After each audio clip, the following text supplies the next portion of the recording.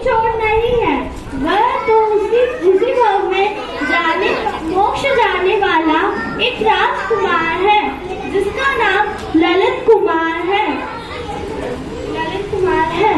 लोक में अंजन चोर के नाम से पहचाना जाता है। आइए देखते हैं उनकी कहानी। उस राजकुमार ललित को राजा ने दुराचार्य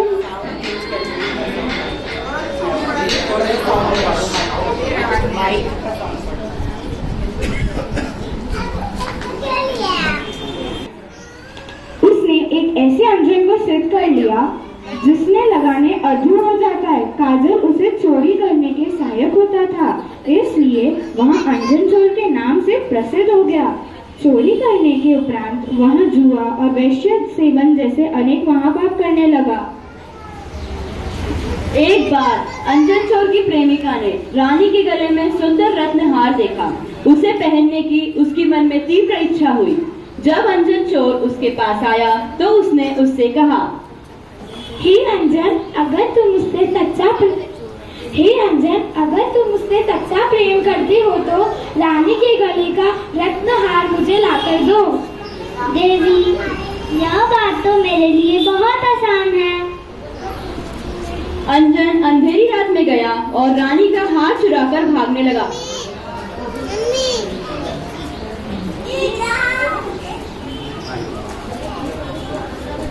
अरे भाई, पकड़ो, चोर भाग रहा है। परंतु चोर तो दिखाई ही नहीं दे रहा, लेकिन उसके हाथ में पकड़ा हार अंधेरे में जगमगाता दिख रहा है। चलो उसी का पीछा करते हैं। पकड़ जाने के भय से हार दूर फेंककर अंजन चोर भागते भागते शमशान की ओर पहुंचा। वहां उसने एक आश्चर्यचकित घटना देखी। एक मनुष्य एक पेड़ के ऊपर एक सिक्का बांधकर उसमें चढ़ उतर रहा है, जो कुछ बोल भी रहा है। बहुत से प्रश्न को लिए हुए अंजन चोर उसे एक तक देखने लगा। पश्चात उसे नजदीक जाकर पूछने लगा, अरे भाई, तुम ये क्या कर रहे हो? क्यों कर रहे हो?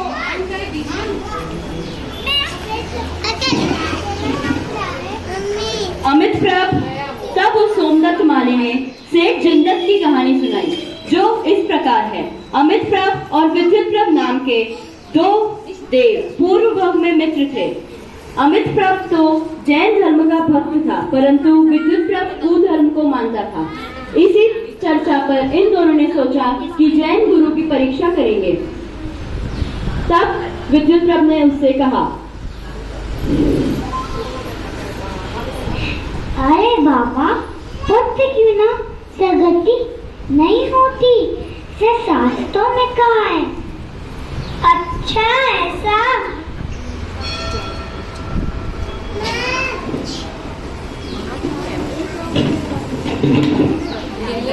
यह सुनकर वह तपस्वी तो झूठे वैराग्य की छत्रा से उत्पन्न हुआ वैराग्य छोड़कर संत में चला गया। यह देखकर विद्युत प्रभ की कुगुरु के प्रति श्रद्धा तो छूट गई। अतः उसने कहा, चलो आप जैन होने के परीक्षा करेंगे। हे मित्र, जैन साधु तो परम वीतरागी होते हैं, उनकी तो बात ही क्या करे। अरे, उनकी परीक्षा तो दूर रही।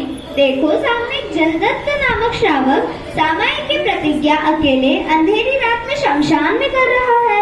तुम उसी की परीक्षा करके क्यों नहीं देख लेते?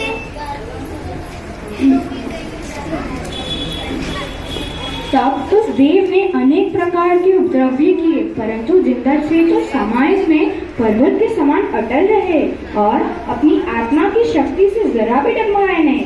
अनेक प्रकार के भोग विलाप बताए तो भी वे लायक नहीं हुए। एक जैन श्रावक की ऐसी श्रद्धा देकर वहाँ देव तो बहुत प्रसन्न हुआ। बाद में सेठ जी ने उससे जैन धर्म की महिमा समझाई।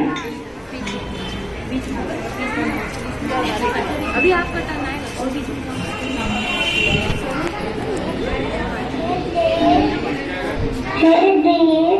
आत्मा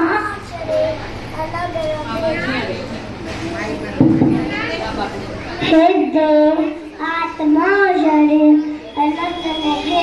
आत्मा को अवलन बनते जिसका पूरा अवलन होता है, उसी के अवलन बनते जीव मुक्ति पाते हैं।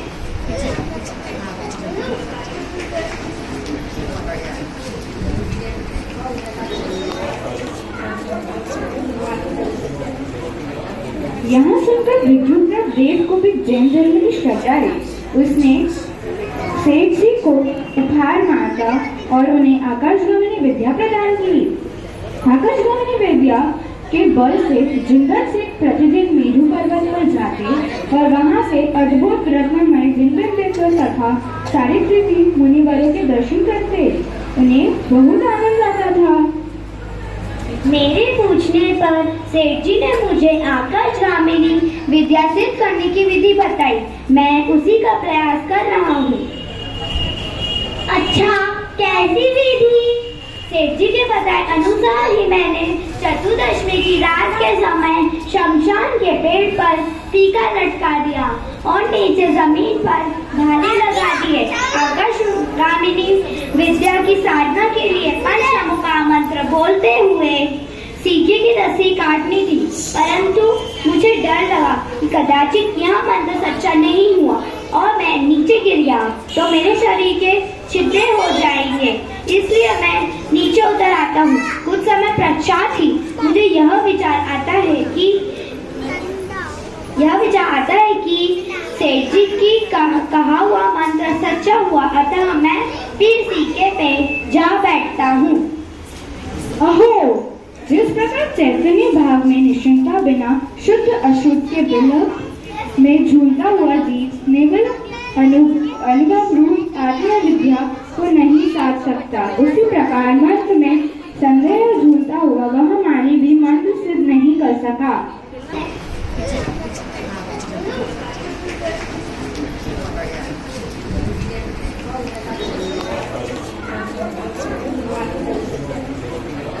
यहाँ सुनकर विद्युत देव को भी जैन धर्म की श्रद्धा है। उसने सेठ जी को उपहार मांगा और उन्हें आकाशगामिनी विद्या प्रदान की। आकाशगामिनी विद्या के बल से जिंदल से प्रतिदिन मेरू पर्वत पर जाते और वहां से अद्भुत रत्नमय जिंदल देखकर तथा सारित्री मुनिवरों के दर्शन करते। उन्हें बहुत आनंद आता था। मेरे पूछने पर सेठ जी ने मुझे आकाशगामिनी विद्या सिद्ध करने की विधि बताई। मैं उसी का प्रयास कर रहा हूँ। अच्छा, कैसी विधि? सेठ जी के बताए अनुसार ही मैंने चतुर्दशमी की रात के समय शमशान के पेड़ पर टीका लटका दिया और नीचे जमीन पर भाले लगा दिए।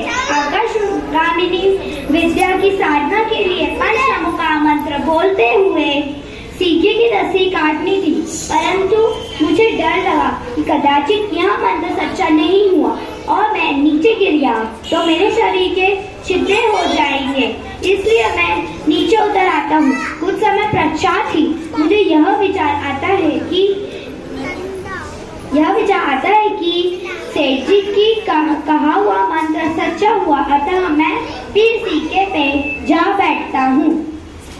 अहो, जिस प्रकार चैतन्य भाव में निश्चिंता बिना शुद्ध अशुद्ध के बिलक में झूलता हुआ जीव नेवल अनुभव रूप आत्मा विद्या को नहीं साध सकता, उसी प्रकार मंत्र में संदेह झूलता हुआ वह मानी भी मंत्र सिद्ध नहीं कर सका। सोमदत्त माली द्वारा सुनाई गई यह कहानी सुनते ही अंजन चोर का पंचनमोकार मंत्र पर परम विश्वास बैठ गया। तब उसने उस माली से कहा, लाओ, मैं इस मंत्र को सिद्ध करता हूँ। ऐसा कहकर श्रद्धा पूर्वक मंत्र बोलकर अंजन चोर सीधे पर बैठ गया और उसने निशंक पने से सीखे की एक एक रस्सी काट दी। अहो आश्चर्य! नीचे गिरने के पहले ही देव ने उसे झेल लिया और कहा, मंत्र के ऊपर तुम्हारी निशंक श्रद्धा से आकाशगामिनी विद्या सिद्ध हो गई। उसकी वजह से तुम आकाश मार्ग से जा भी जाना हो क्या करते हो? तब से अंजन चोर चोरी करना छोड़कर जैन धर्म का परम भक्त बन गया।